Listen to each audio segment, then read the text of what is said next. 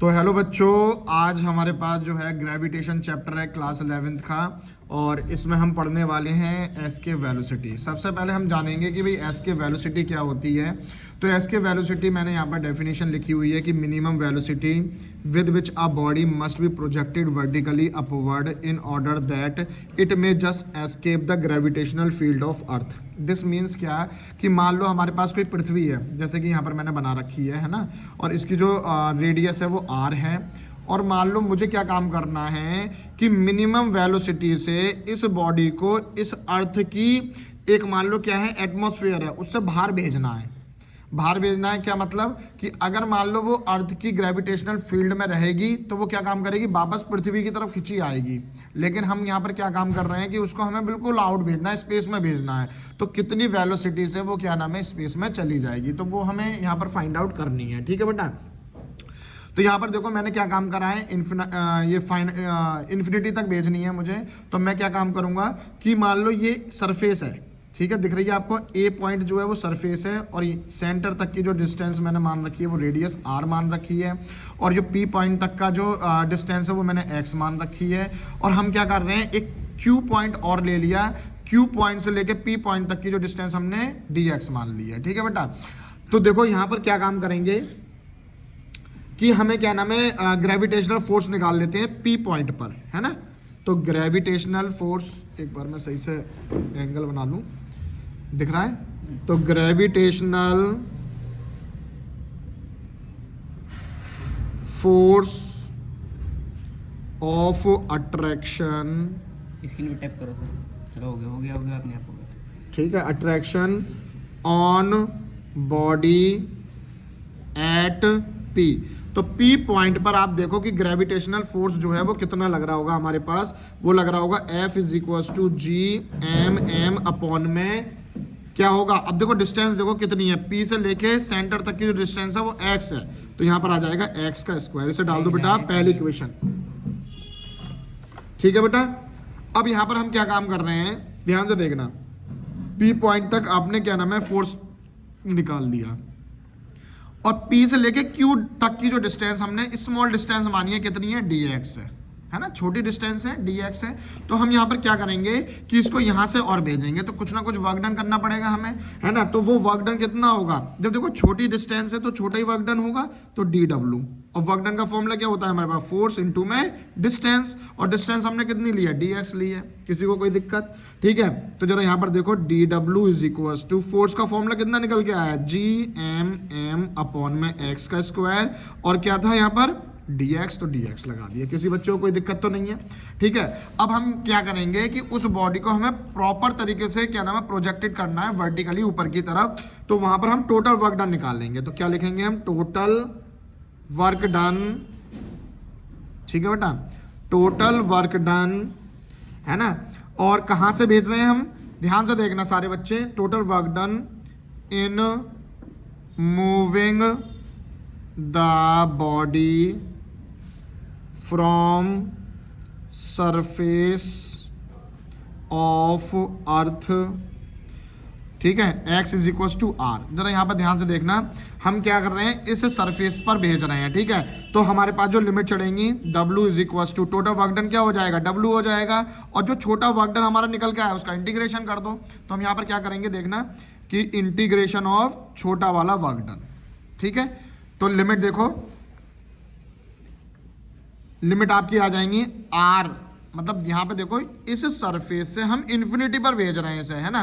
तो r से कहाँ तक आ जाएंगी, इन्फिनिटी तक आ जाएगी। ठीक है। तो जरा देखो, और dw की वैल्यू आपके पास कितनी है, ऊपर से जी एम एम अपॉन में x का स्क्वायर और dx। ठीक है भाई। अब क्या क्या चीज़ें कांस्टेंट आ रही हैं वो देखो जरा ध्यान से सारे बच्चे।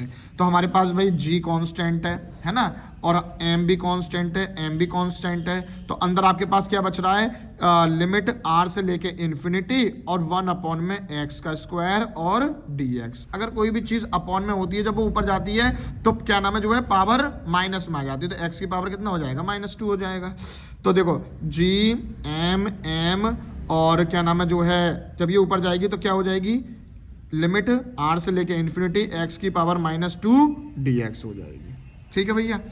अब यहाँ पर क्या काम करेंगे, फिर से इंटीग्रेशन। किसी को नहीं पता तो मुझे कमेंट सेक्शन में बताना कि भाई x की पावर -2 dx का इंटीग्रेशन कैसे आया -1/x। ठीक है, तो g m और यहाँ पर क्या आ जाएगा -x 1/x, और लिमिट कहाँ से कहाँ तक जा रही है आपकी, r से लेके इन्फिनिटी तक।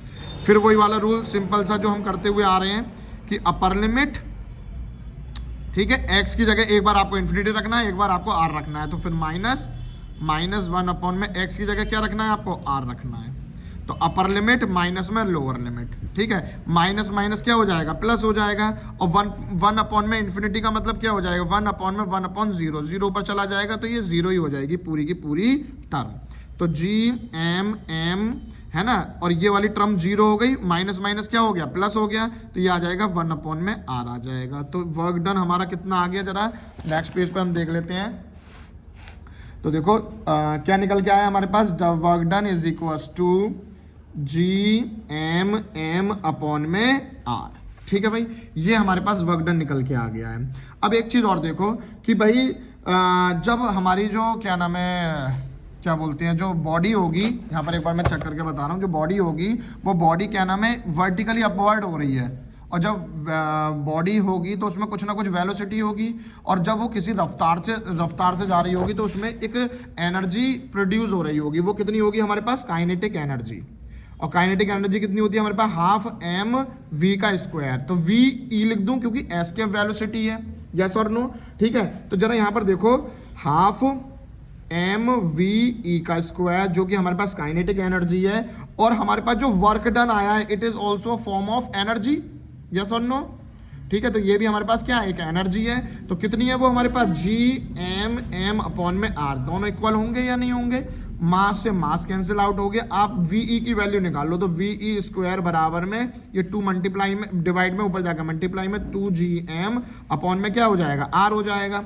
स्क्वायर जब इधर भेजोगे तो ve√2gm में r, ये आ गई आपके पास एस्केप वेलोसिटी। परंतु जरा ध्यान से देखना, ये आई है ग्रेविटेशनल कांस्टेंट की टर्म में आई है, ग्रेविटेशनल कांस्टेंट की टर्म में आई है, पर मुझे चाहिए क्या नाम है, स्मॉल जी की टर्म में। तो देखो आप सब लोगों को एक छोटा सा फॉर्मूला याद है, छोटा जी बराबर में बड़ा जी m/r का स्क्वायर, यस और नो। तो जरा यहाँ पर देखो, हम यहाँ पे g की वैल्यू निकाल सकते हैं, इसकी मल्टीप्लाई कर दो, तो कैपिटल G बराबर में g मल्टीप्लाई में r², ये मल्टीप्लाई में नीचे आकर क्या हो जाएगा, डिवाइड में, यस और नो। ये वाली वैल्यू यहाँ पर पुट कर दो, यहाँ पर, तो एस्केप वेलोसिटी कितनी हो जाएगी आपके पास, जरा ध्यान से देखना सारे बच्चे, एस्केप वेलोसिटी आपके पास हो जाएगी √2 मल्टीप्लाई में यहाँ पर g r का स्क्वायर अपॉन में m, और यहाँ पर क्या था, एक m और था।